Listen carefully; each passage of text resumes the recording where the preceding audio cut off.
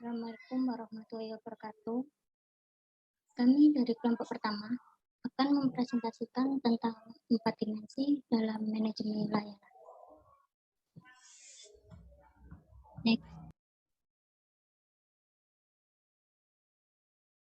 Next.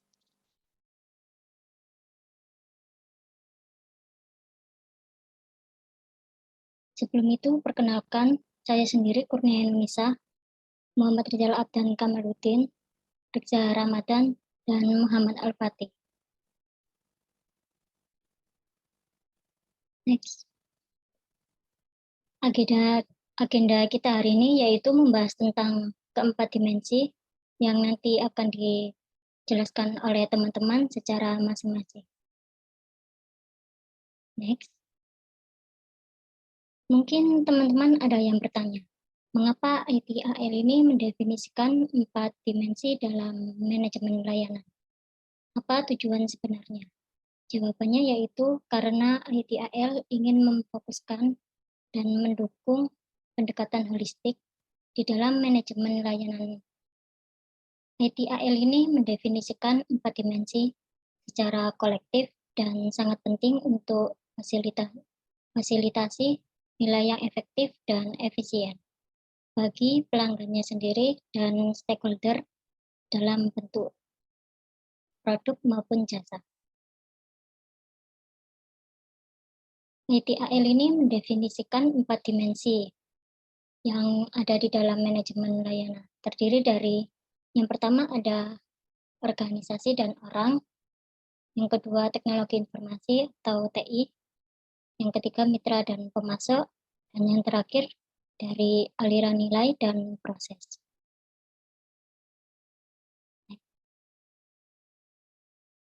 Secara umum, keempat dimensi ini memiliki perspektif yang relevan dengan Service Value System atau SVS.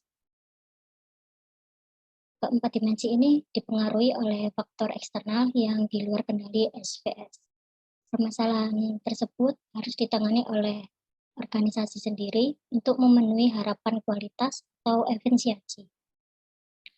Keempat dimensi ini tidak memiliki batas yang tajam.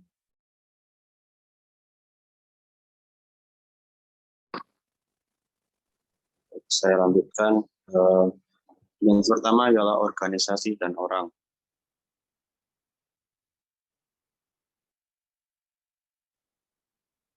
Dimensi pertama dari manajemen layanan adalah organisasi dan orang. Efektivitas suatu organisasi tidak dapat dijamin oleh struktur atau sistem otoritas yang ditetapkan secara formal saja. Organisasi juga membutuhkan budaya yang mendukung tujuannya dan tingkat kapasitas dan kompetensi yang tepat di antara tenaga kerjanya. Sangat penting bahwa para pemimpin organisasi memperjuangkan dan menganjurkan nilai-nilai yang memotivasi orang untuk bekerja dengan cara yang diinginkan.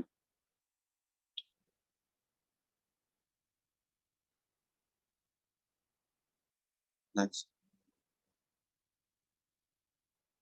Cara suatu organisasi melaksanakan pekerjaan menciptakan suatu nilai dan sikap bersama yang seiring waktu dianggap sebagai budaya organisasi. Sebagai contoh, hal ini berguna untuk mempromosikan budaya kepercayaan dan transparansi dalam organisasi yang mendorong anggotanya untuk mengangkat dan memfasilitasi tindakan korektif sebelum masalah apapun berdampak pada pelanggan. Orang dalam kurung pelanggan, karyawan, pemasok, karyawan penyedia layanan, atau pemangku kepentingan lainnya dalam hubungan layanan adalah elemen kunci utama dalam dimensi ini. Perhatian harus diberikan tidak hanya pada keterampilan dan kompetensi tim atau anggota individu, tapi juga untuk manajemen, gaya kepemimpinan, keterampilan komunikasi, dan kerjasama. Setiap orang dalam organisasi harus memiliki pemahaman yang jelas tentang kontribusi terhadap penciptaan nilai bagi organisasi, pelanggannya, pemangku kepentingan, dan lain-lainnya. Dimensi organisasi dan orang dari suatu layanan mencakup peran dan tanggung jawab, struktur organisasi formal, budaya dan staf yang dibutuhkan, dan kompetensi yang kesemuanya terkait dengan penciptaan, penyampaian, dan peningkatan sebuah layanan.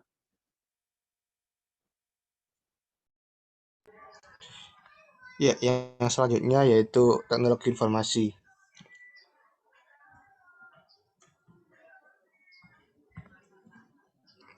Informasi dan teknologi. Ini merupakan dimensi kedua.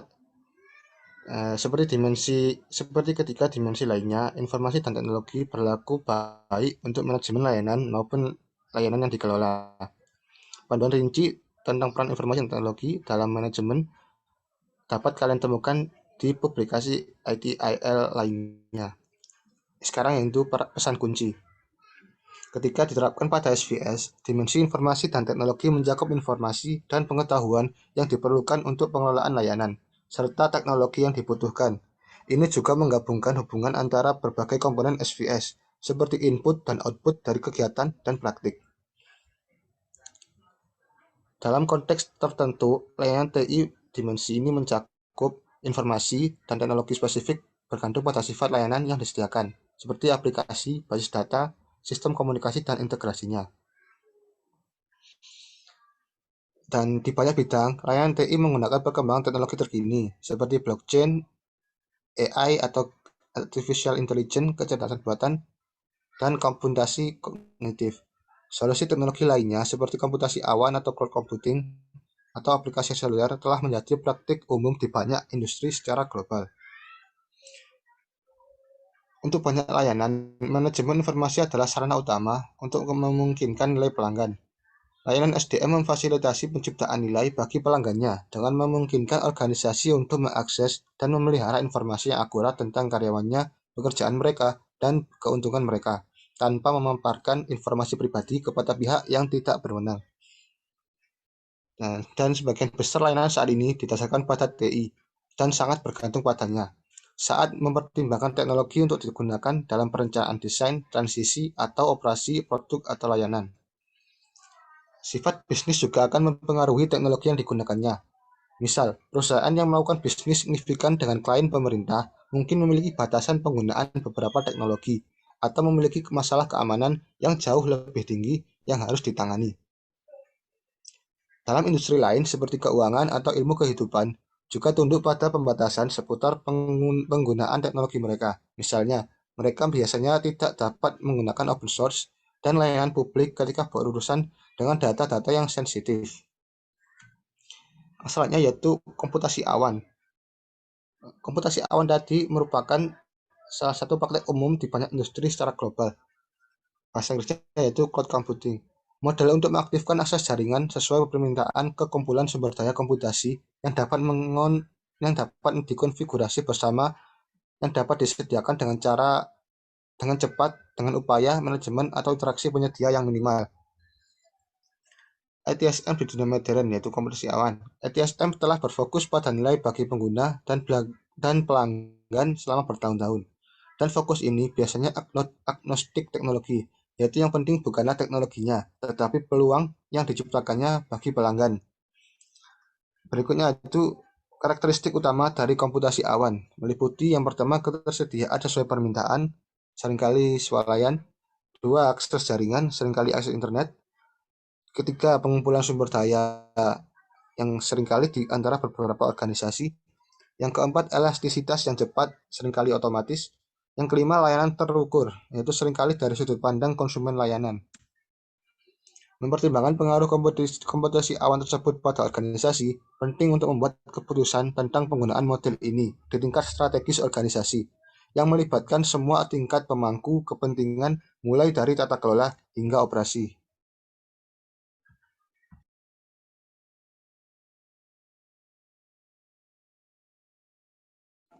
Dan selanjutnya mitra dan pemasok. Dimensi ketiga dari manajemen pelayanan adalah mitra dan pemasok. Setiap organisasi dan setiap layanan sampai batas tertentu bergantung pada layanan yang disediakan oleh organisasi lain. Dimensi mitra dan pemasok mencakup hubungan organisasi dengan organisasi lain yang terlibat dengan desain, pengembangan, penyebaran, pengiriman, dukungan, peningkatan layanan yang berkelanjutan. Ini juga mencakup kontrak dan perjanjian lain antara organisasi dan mitra atau pemasoknya.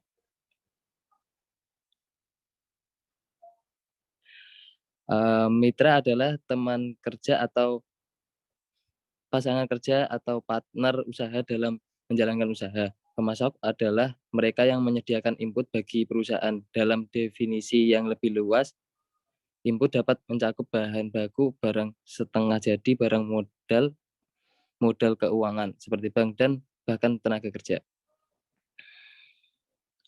Hubungan antara organisasi dapat melibatkan berbagai tingkat integrasi dan formalitas, mulai dari kontrak formal dengan memisahkan tanggung jawab yang jelas hingga kemitraan fleksibel di mana pihak-pihak berbagi tujuan dan risiko bersama dan berkolaborasi untuk mencapai hasil yang diinginkan.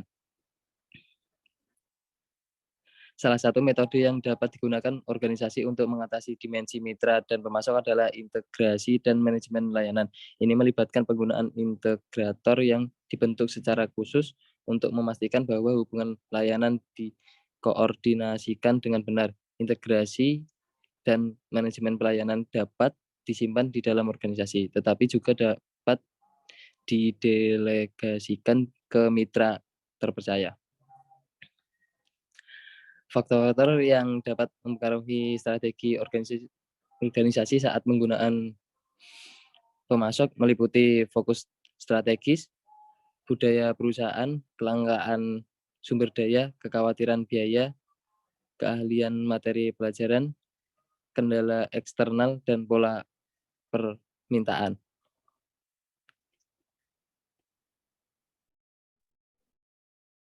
Dimensi yang terakhir yakni ada aliran nilai dan proses. Aliran nilai di sini adalah serangkaian langkah yang dilakukan organisasi untuk menciptakan dan mengirim produk dan pelayanan kepada konsumen. Dimensi ini berkaitan dengan bagaimana berbagai bagian organisasi bekerja cara yang terintegrasi dan terkoordinasi untuk memungkinkan penciptaan nilai melalui produk dan layanan. Selain itu, dimensi ini berfokus pada aktivitas apa yang dilakukan organisasi, melakukan dan bagaimana mereka diatur, serta bagaimana organisasi memastikan bahwa hal itu memungkinkan pencipta nilai bagi semua stakeholder secara efisien dan secara efektif. Pengertian pada aliran nilai ini dapat mencangkup atau otomatisasi proses atau adopsi teknologi dan cara kerjanya itu untuk mendapatkan efisiensi atau meningkatkan pengalaman user. Adapun benefit dari aliran nilai ini yaitu dapat memberikan gambaran jelas tentang apa yang memberikan dan bagaimana melakukan perbaikan secara terus-menerus. Yang kedua, organisasi dapat memetakan pekerjaannya menggunakan value stream map atau VSM untuk mengidentifikasi hambatan dan aktivitas yang tidak menambah nilai. Kemudian, aliran nilai dapat mengoptimalkan proses atau adopsi teknologi yang muncul untuk mendapatkan efisiensi atau meningkatkan pengalaman pengguna. Di sini yaitu ada proses. Proses adalah sekumpulan aktivitas yang saling berkaitan atau berinteraksi yang mengubah input menjadi keluaran. Suatu proses ini dapat mengambil satu atau lebih input yang ditentukan dan mengubahnya menjadi output. Next. Faktor eksternal ini dapat mempengaruhi atau membatasi penyedia layanan beroperasi. Faktor eksternal ini dalam manajemen layanan biasanya dimodelkan dengan sebutan PESEL. PESEL terdiri adalah kerangka kerja singkatan dari P untuk politik, ekonomi, sosial, teknologi, hukum, dan lingkungan. Contoh penerapan dari PESEL ini yaitu dari segi faktor politik, adapun pembatasan impor-ekspor dalam organisasi yang terbatas. Untuk faktor ekonomi menimbulkan inflasi, kemudian sosial, terdapat kebiasaan masyarakat yang dulunya secara konvensional sekarang bisa di e-commerce, kemudian faktor teknologi yaitu ada pertumbuhan pada infrastruktur, kemudian faktor lingkungan ada produk dan layanan yang ramah lingkungan sehingga konsumen dapat memberi nilai feedback dalam pelayanannya. Next. Sekian presentasi dari kami.